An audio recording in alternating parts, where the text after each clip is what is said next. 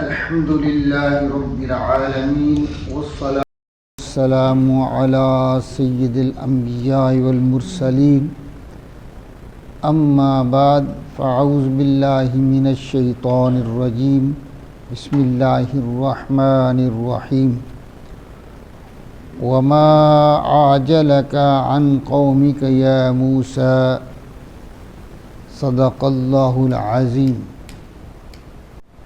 موسیٰ علیہ السلام جب اللہ کے حکم سے کوہ طور پر چلے گئے اللہ کی بارگاہ میں، تو اللہ تعالیٰ جل مجدہ نے آپ سے یہ سوالیہ انداز میں اللہ تعالیٰ ارشاد فرماتے ہیں کہ وما اعجلک عن قومک یا موسیٰ، اے موسیٰ علیہ السلام آپ نے اپنی قوم سے جلدی کیوں کی ہے؟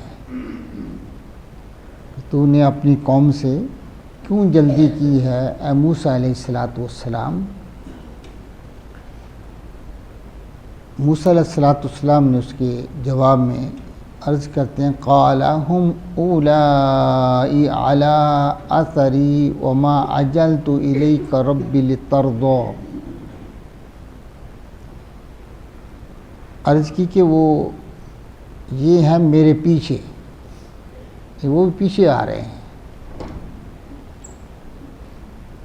وعجلت الیک ربی لترضی،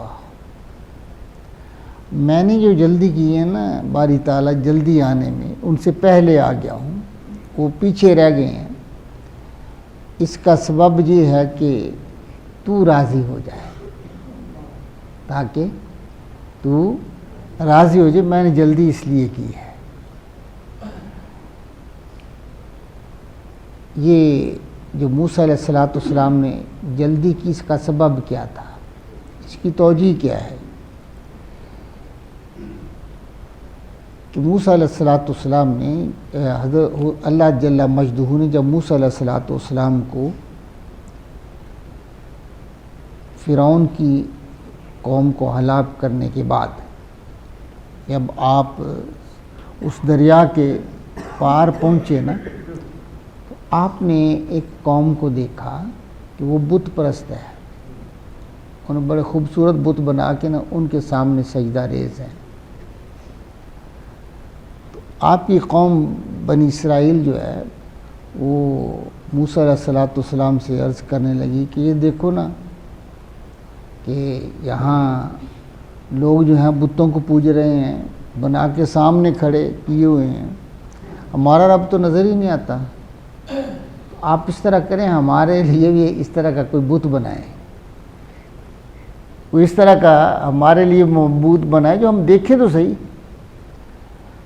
اس پر موسیٰ علیہ السلام نے کہا بھئی بے وقوفو، یہ تو باطل لوگ ہیں، ان کے خدا بھی باطل ہیں اور یہ بھی باطل عقیدے پر ہیں، ابھی تمہیں اس جہالت سے نکلے نہیں کہ تو نے دیکھا نہیں کہ اللہ نے تم پر کتنی کرم نوازی کی ہے، ابھی تو تمہیں نجات دی ہے، ہاں جی، پھر تمہارے لیے پانی میں خشک راستے اسی نے بنائے ہیں، ہاں جی، تمہیں ایک ظلم سے نجات دی ہے، تو تم پھر اس کی بارگاہ میں شکر ادا نہیں کرتے اور ایسی باتیں کر رہے ہو کہ اب یہ تھا کہ موسیٰ علیہ السلام اللہ کی بارگاہ میں جب پہنچے تو اللہ تعالیٰ نے 30 راتوں کا وعدہ فرمایا تھا، پھر اللہ نے 10 اور زیادہ کر دیں، یہ 40 رات موسیٰ علیہ السلام جو ہے نا اللہ کی بارگاہ میں روزے بھی رکھتے رہے اور اس کی عبادت بھی کرتے رہے، دن رات روزے کی حالت میں رہتے تھے۔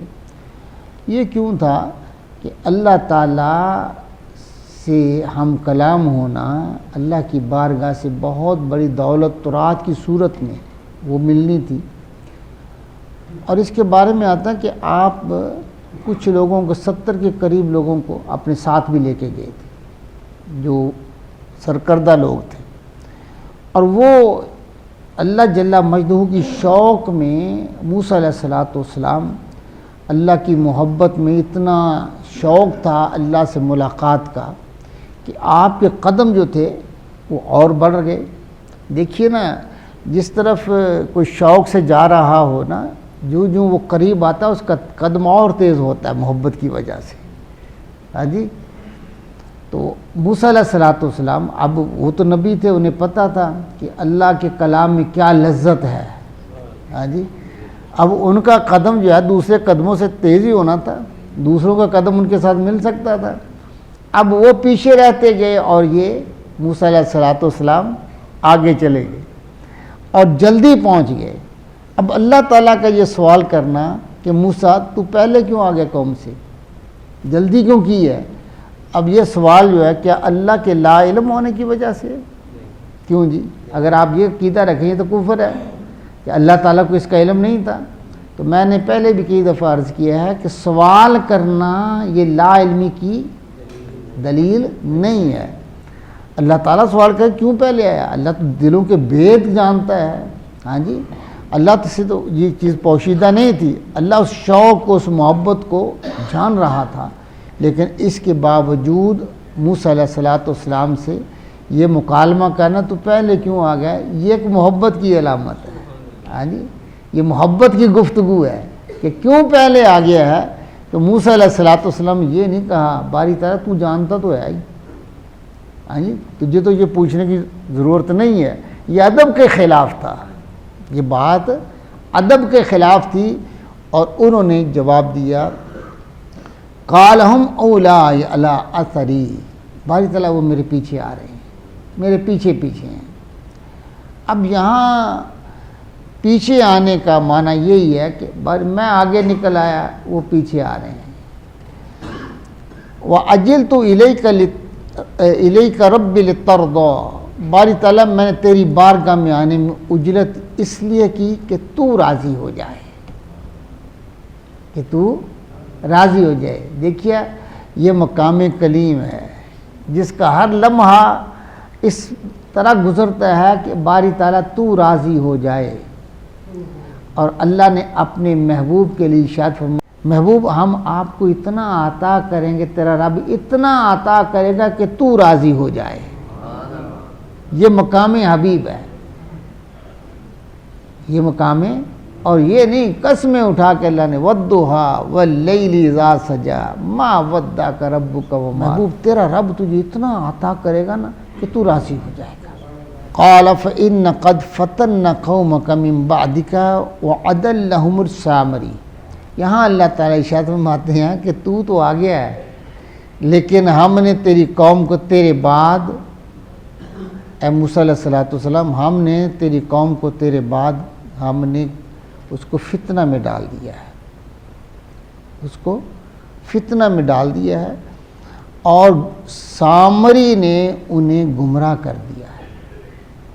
یہ سامری جو ہے نا، اس نے کیا کیا کہ موسیٰ علیہ السلام کے جانے کے بعد ایک سونے کا بچھڑا بنایا اور اس کو اس طرح سے بنایا کہ اس کے اندر سوراخ کیے ہوئے تھے اور اس میں سے ہوا گزرتی. ہوا گزرنے کے بعد اس کے منہ سے آواز پیدا ہوتی.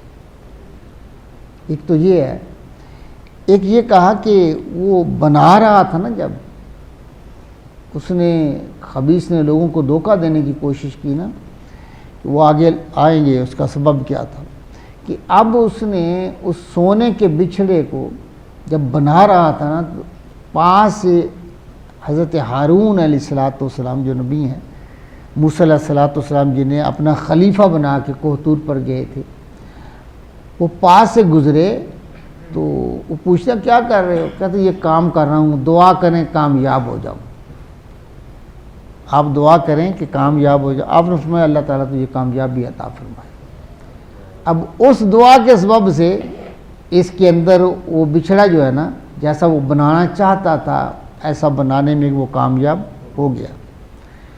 اب اس کی آواز آتی تھی. ایک یہ آتا ہے کہ اس نے جبریل علیہ السلام کی گھوڑی کے قدموں کی جو ہے نا مٹی لی تھی اور وہ اس کے منہ میں رکھ دی، یا اس طرح کے، یہ بھی آتا ہے. لیکن صحیح یہ ہے کہ اس نے جو ہے نا یہ موسیٰ حضرت ہارون علیہ السلام کی دعا کی سبب سے، یا پھر اس نے کوئی ایسا کاریگر تھا کہ اس نے بنا دیا، لہذا وہ بچھڑا بن گیا۔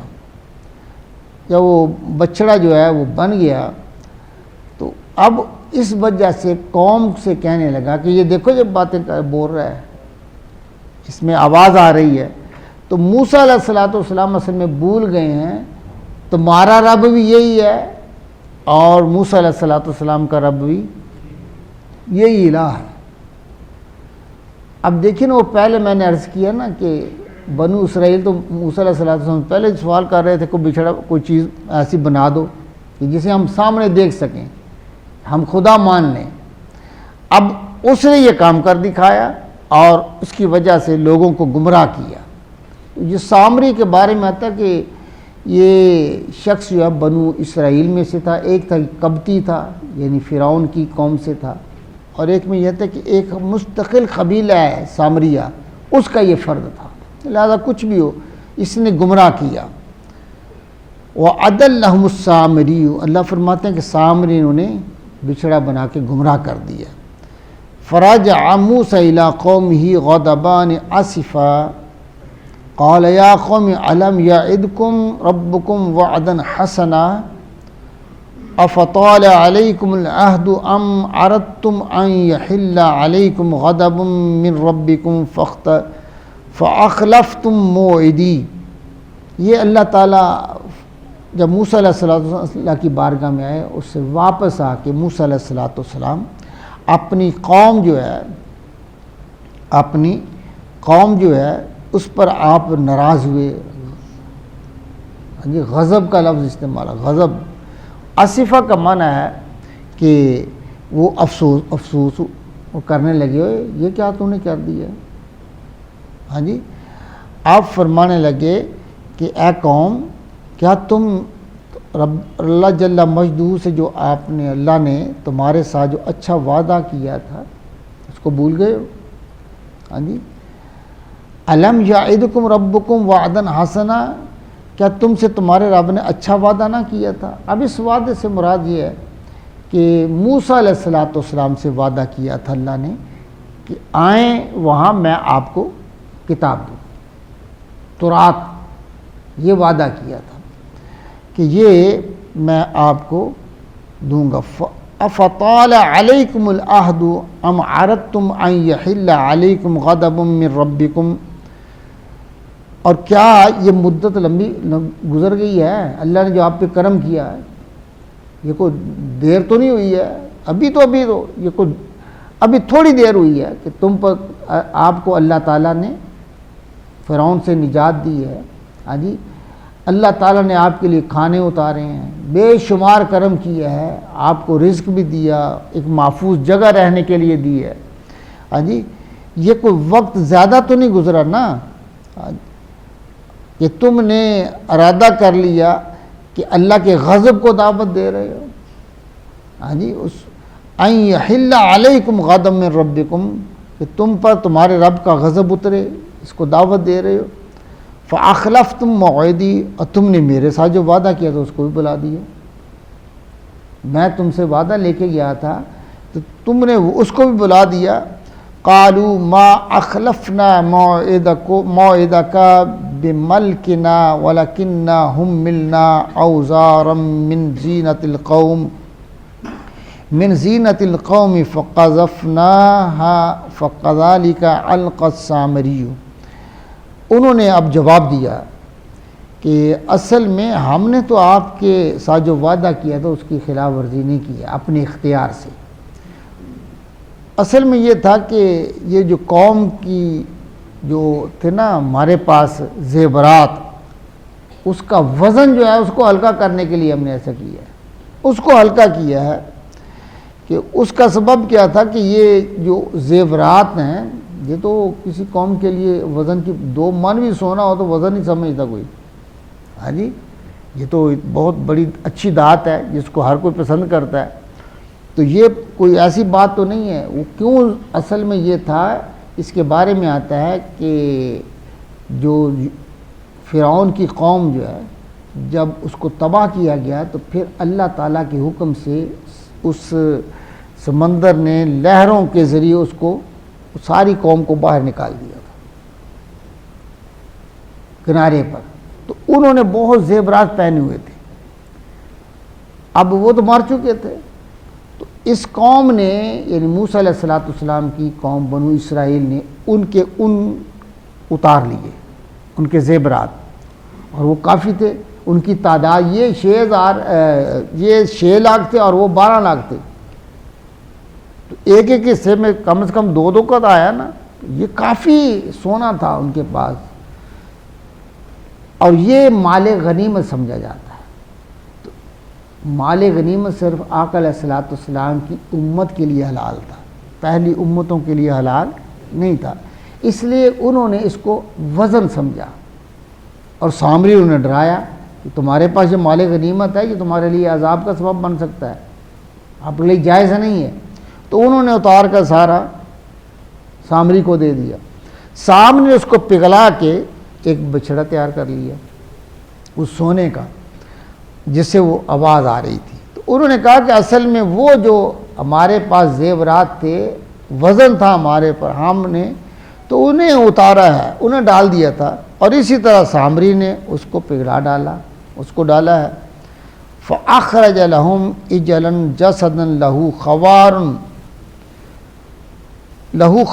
فَقَالُوا هَذَا إِلَٰهُكُمْ وَإِلَٰهُ مُوسَىٰ فَنَسِيَا. تو اس نے ان کے لیے ایک بچڑا نکالا, یعنی بچڑا بنا دیا بے جان دڑ کا.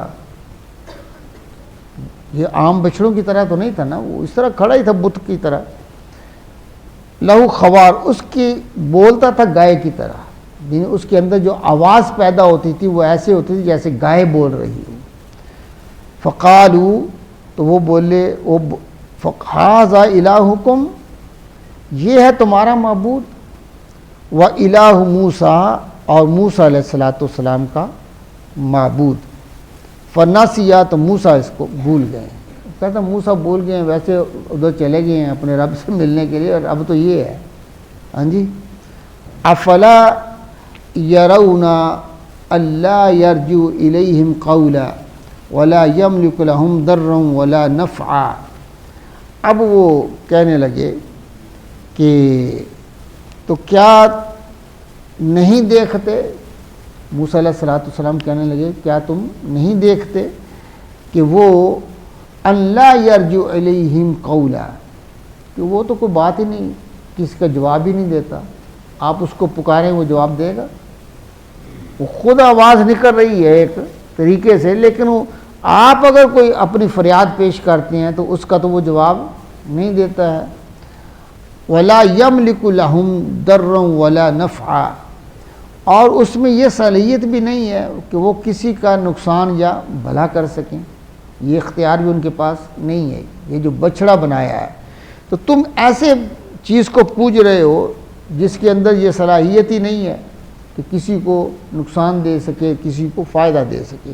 اب یہاں ایک بات یاد رکھنے کی ہے کہ یہ جو اس نے بات کی ہے موسیٰ علیہ السلام نے, کہ وہ تو جواب بھی نہیں دیتا, یہ اشارہ تھا کہ جس سے میں نے تمہیں نجات دلائی ہے فرعون سے, جو اپنے آپ کو خدا کہتا تھا, وہ تو پھر بھی کسی بات کا جواب تو دے دیتا تھا, کسی کو فائدہ کسی کو نقصان تو دیتا تھا. یہ تو اس میں تو اتنی بھی صلاحیت نہیں ہے, تو میں تو اس کے کفر اور شرک سے تمہیں نجات دلائی ہے, تو اس میں تو وہ صلاحیت بھی نہیں ہے. تو اگر وہ خدا نہیں ہو سکتا, وہ الہ نہیں ہو سکتا, یہ الہ کیسے ہو سکتا ہے؟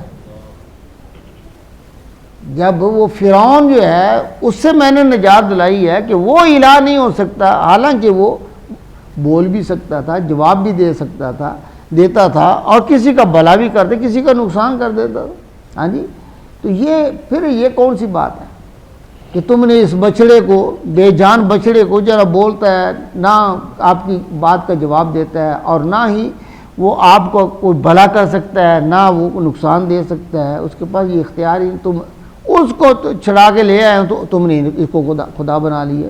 یہ ایک جھڑک تھی ہاں جی موسیٰ علیہ السلام کی, جو آپ فرما رہے ہیں کہ تم اس کو الہ نہیں مانا, میں نے اس سے تمہاری جان چھڑائی ہے, کہ وہ الہ نہیں ہے، الہ تو وہ ہے جس نے زمین و آسمان کو پیدا کیا ہے، تو تم اس کو خدا بنا بیٹھے ہو. ہاں جی، یہ جھڑک تھی. اللہ تعالیٰ سے دعا ہے اللہ تعالیٰ ہم سب کو قرآن فہمی کی توفیق عطا فرمائے. وآخر دعوانا الحمدللہ رب العالمین.